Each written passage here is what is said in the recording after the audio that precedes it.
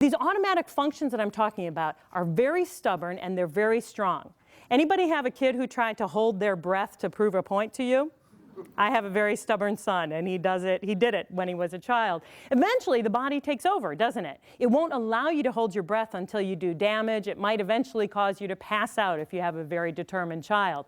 But that's the automatic subfunctions that keep us alive, and the brain is very stubborn with those subfunctions. So the goal, the reason it's designed that way, is to maintain balance and status quo.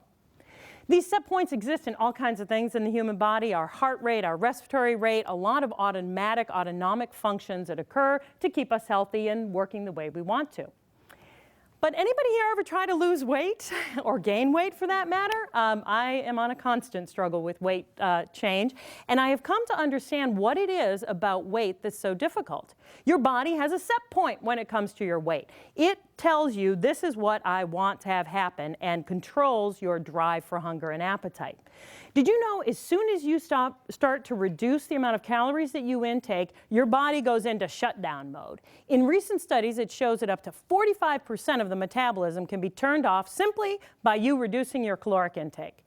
Now, that's not even so bad. The brain also turns up the volume on these neurotransmitters, over 12 of them in the brain alone, that react to changes in the fat in the blood and the sugar in the blood, the insulin, the other components, and actually turns down the metabolism, says, whoa, organism in trouble, let's turn this down and let's make it so that this person will open that refrigerator and eat the last piece of pizza, right? Other things work against us in metabolism. We have things like sleep deprivation. When you're not getting enough sleep, your body goes, uh-oh, turn down the metabolism. When you have difficulty with stress, especially prolonged stress, uh-oh, turn down that metabolism. And of course, as we age, turn down that metabolism. So this set point is very stubborn. It's automatic. It's strong. You can't just imagine it's not there. You need to work against your brain's image of what's good. This is how you come, and this is what it wants you to be. Because remember, the brain actually wants you a little bit fat. The brain is very much a survival-driven organism that is trying to preserve reserve for when you need it. It doesn't know that in 10 years that's going to cause Alzheimer's or cancer or diabetes. Only the prefrontal cortex knows that. So the automatic functions are trying to make you like that after picture. So you have to work hard to lower the set point. You have to work hard to create revs for your metabolism. You got to go to the gym, and you have to avoid those triggers that come from the neurotransmitters.